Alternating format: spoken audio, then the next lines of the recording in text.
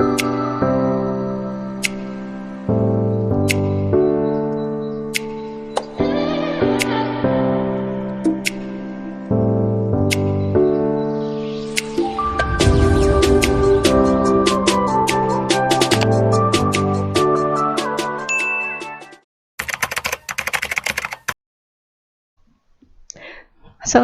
warahmatullahi wabarakatuh. Selamat datang di video pembelajaran Team Teaching bersama kami, saya Winda Kurniasari dan Bapak Abdurrahman sebagai dosen pengampu. Baiklah, pada perkuliahan ini kami akan membahas salah satu mata kuliah yang ada di Fakultas Ilmu Komputer, yaitu Machine Learning. Kami akan membahas apa itu Machine Learning dan bagaimana penerapannya di kehidupan sehari-hari. Kami akan membahas apa itu teknologi machine learning.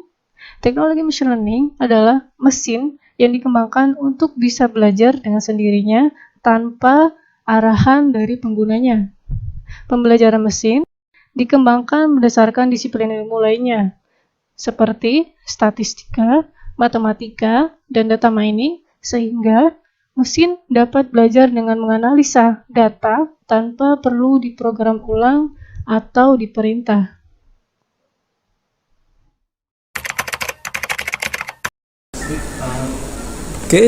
Dalam hal ini, machine learning memiliki kemampuan untuk mempelajari data yang ada dengan teknik-teknik tertentu, sehingga bisa melakukan tugas-tugas tertentu, dan tugas yang dapat dilakukan oleh machine learning pun sebenarnya sangat beragam, tergantung dari apa yang ia pelajari dan apa desain model yang kita buat. Secara umum, teknik dari machine learning itu sangat beragam. Namun, pada sesi ini kita hanya fokus membahas dua jenis machine learning, yaitu supervised dan unsupervised learning. Supervised learning secara bahasa ialah suatu teknik pembelajaran yang ada supervisornya atau labelnya. Maksudnya, di sini supervised learning supervisornya adalah label di tiap datanya. Label maksudnya adalah tag dari suatu extraction fiturnya dalam machine learning model. Misalkan kita bahas contoh konsep dari supervised learning seperti gambar di samping. Input datanya itu adalah gambar tomat. Jadi gambar tomat ini diberi tag tomat. Machine learning kategori dapat berupa label klasifikasi yang diinginkan seperti tomat pada kasus ini ya, itu yang disebut anotasinya ini. Kemudian seandainya nanti jenis klasifikasinya banyak, itu bisa lebih dari satu. Jadi anotasinya tidak hanya tomat, bisa juga misalkan ada apel dan lain-lain. Supervised learning banyak digunakan dalam memprediksi pola, di mana pola tersebut sudah ada contoh data yang lengkap. Jadi pola yang terbentuk adalah hasil pembelajaran data yang lengkap dan kompleks. Misalkan kita mau menjelaskan ulang ya, atau memperjelas mekanisme dari konsep pembelajaran supervised learning, yang pertama itu kita harus memisahkan dulu. Jadi mana data yang ingin kita training, mana data yang ingin kita jadikan sebagai data prediksi. Kemudian data training ini akan dilakukan metode extract transform load, atau mengambil suatu pola atau mengekstrak suatu pola dari suatu gambar tersebut untuk menjadi suatu fitur yang kemudian akan kita lakukan komparasi dengan gambar yang akan kita prediksi. Setiap fitur akan dikomparasi sampai semua data prediksi itu dibandingkan dengan data training tadi. Data yang memiliki persentase tertinggi atau yang tingkat kemiripannya itu sangat mirip terhadap data training, maka nanti dianotasikan dengan kelas tersebut. Gambar di samping itu merupakan contoh secara umum dulu nih. Secara umum perbedaan antara supervised dan unsupervised.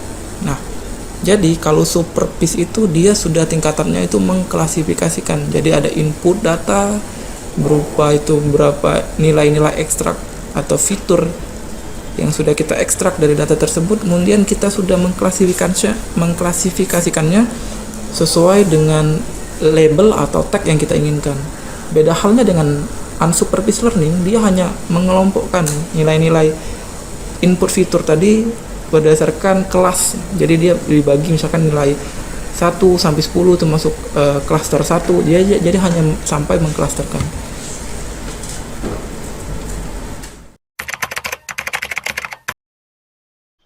Baiklah, saya akan melanjutkan materi tentang supervised learning.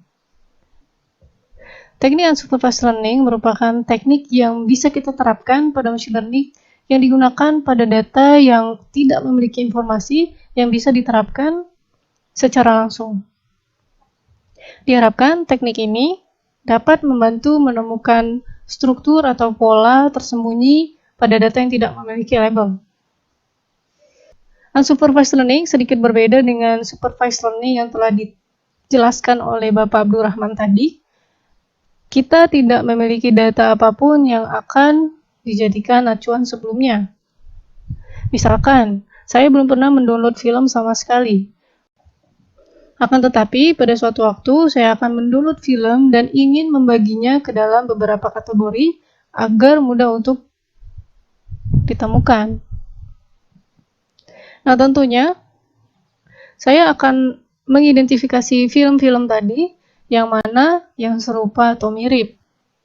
Dalam hal ini, misalkan saya mengidentifikasi berdasarkan genre dari film tersebut.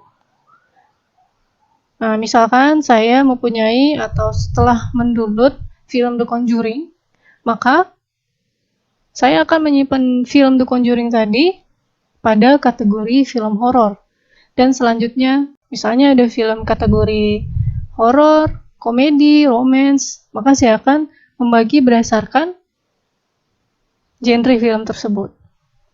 Peran machine learning telah banyak membantu manusia dalam berbagai bidang. Bahkan saat ini penerapan machine learning dapat dengan mudah ditemukan dalam kehidupan sehari-hari. Misalnya, saat menggunakan fitur Face Unlock untuk membuka smartphone, atau menjelajah di internet atau media sosial akan menemukan iklan. Nah, iklan-iklan tadi merupakan bentuk pengolahan machine learning. Salah satu contoh penerapan unsupervised learning dengan menggunakan algoritma K-means clustering pada studi terbaru yang dilakukan oleh Tosto dan kawan-kawan pada tahun 2016 dengan menerapkan algoritma K-means clustering pada 2.502 orang penderita Alzheimer disease. Dengan menggunakan variabel gangguan gerakan seperti ketidakstabilan postur, tremor dan kekakuan, kegelisahan tubuh, gaya berjalan abnormal, korelasi klinis dan neuropatologis. Dari studi ini menghasilkan 3 klaster yang diberi label, yaitu klaster pertama, ekstrapiramidal rendah, yang kedua sedang, yang ketiga tinggi. Dapat disimpulkan bahwa pasien dengan beban ekstrapiramidal tinggi memiliki gangguan kognitif dan neuropsikiatri yang lebih besar, terutama halusinasi jika dibanding dengan 2 klaster sebelumnya, yaitu klaster rendah dan sedang. Terima kasih Bapak Abdurrahman. Silakan. Oke, berdasarkan penjelasan sebelumnya, dapat disimpulkan bahwa machine learning di era abad 21 ini banyak sekali penerapannya. Di atas merupakan hanya sebagian contoh besar dari pemanfaatan machine learning.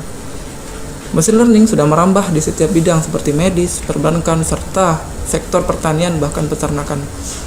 Mungkin demikian video pembelajaran dari kami. Sampai jumpa di video pembelajaran berikutnya. Wassalamualaikum warahmatullahi wabarakatuh.